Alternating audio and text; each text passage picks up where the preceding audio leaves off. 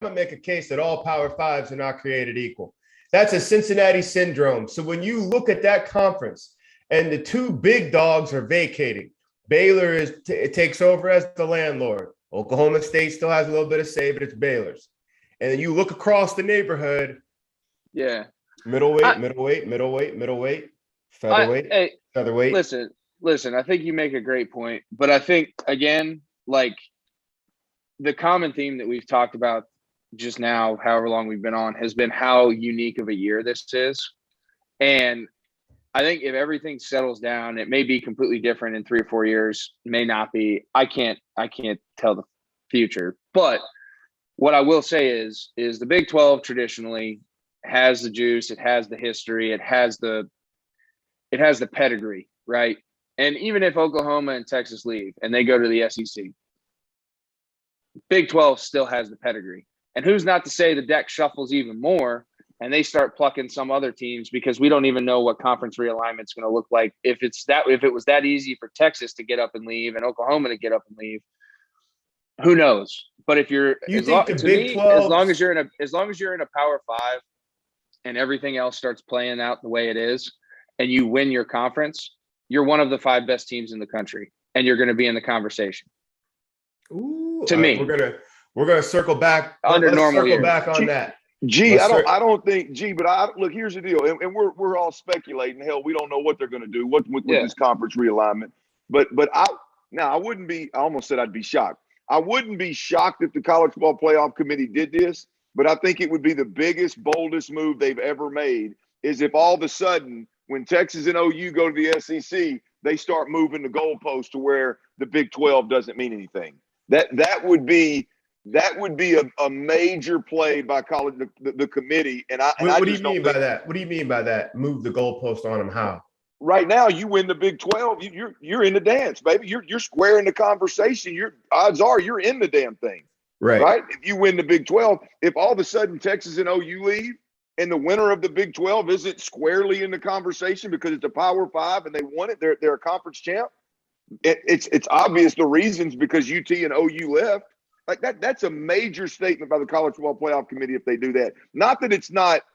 If we all sit around and go, hey, from a football perspective, it's probably more equal to the Pac-12 now than it is the Big 10 or the which SEC. It is. No question. But you can't move the goalposts like that. I mean, that would be. Well, here's what I personally think. When the other two leave and get settled into the SEC, we have expansion by then, because that big, massive conference, the second place team now will be in the playoff. That big, massive conference. And I don't even know how they'll do Texas and Oklahoma, if they'll both sit in the West and you bump somebody else over to the East or whatever it is, but they will expand by then. They already kind of flirted with it this year. They'll bump up to the field of 12. You see right there with Christian. Hey, if you're rolling with us, we're getting some questions popping in. We love questions. We're getting questions from all over the place. Our producer, Dagan, keeps popping them up. We got to catch up on some of this stuff. But first, we need to do our toast. Toast, or as Bryce would say, a toss. First, to the godfather of college football, Coach Corso. Sir, we love you. We respect you. We saw you went for the Revs this morning. Coach Corso. Clint, we're going to start with you. I just saw your hand went up. I know your boys are still battling it. Your toast may not even have anything to do with Razorback lore, but we're going to start with you, sir. Man, look, I want to give it to my boy Sam Pittman. Getting 7 dubs in the second year, breathing a little bit of life back in them hogs. But I got to be honest with you, man. I got to keep it real. Dave Aranda knocking off OU today and doing it in convincing fashion. And you talk about a guy in year 2 killing it. Were they 8-2 right now? Yep.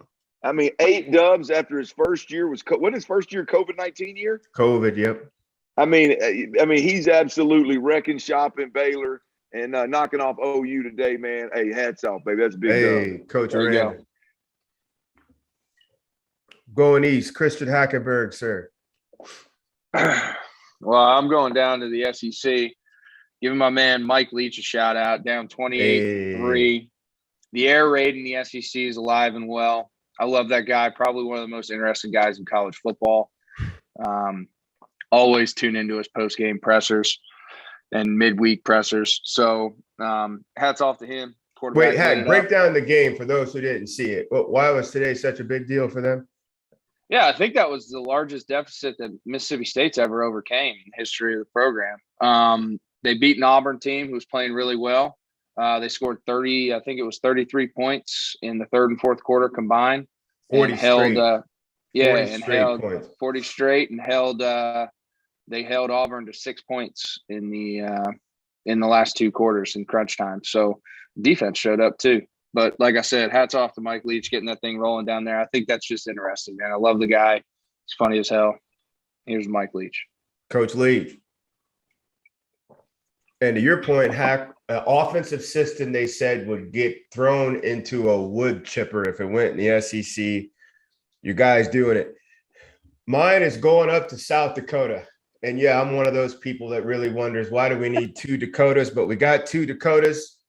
And South Dakota's two big teams played tonight.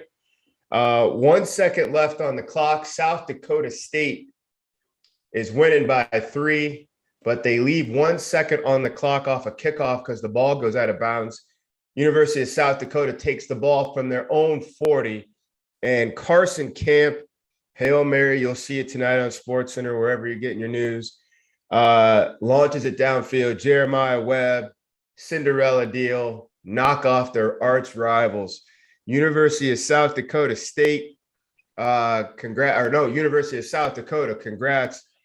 What a big time game that was.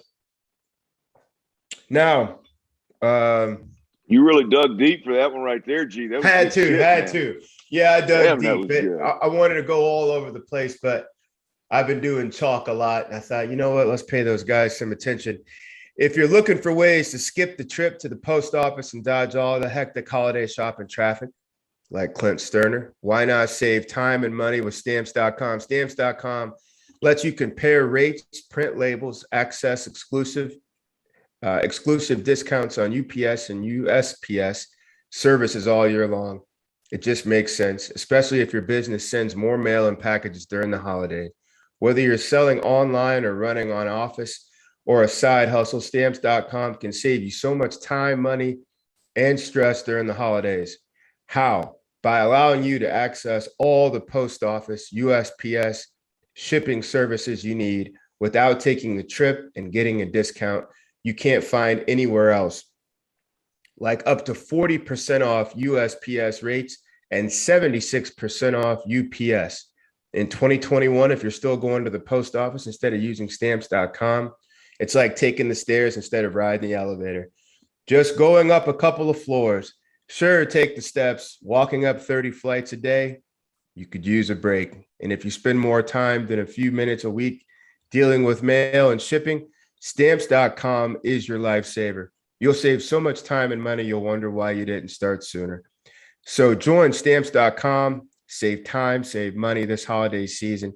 Sign up with the promo code DARK, that's all caps, for After Dark Show, Phil to 12, for a special offer that includes a 4-week trial, free postage, and a digital scale. No long-term commitments or contracts. Just go to Stamps.com like Christian Hackenberg does. Click the microphone at the top of the page and enter the code DARK, all caps, for Stamps.com.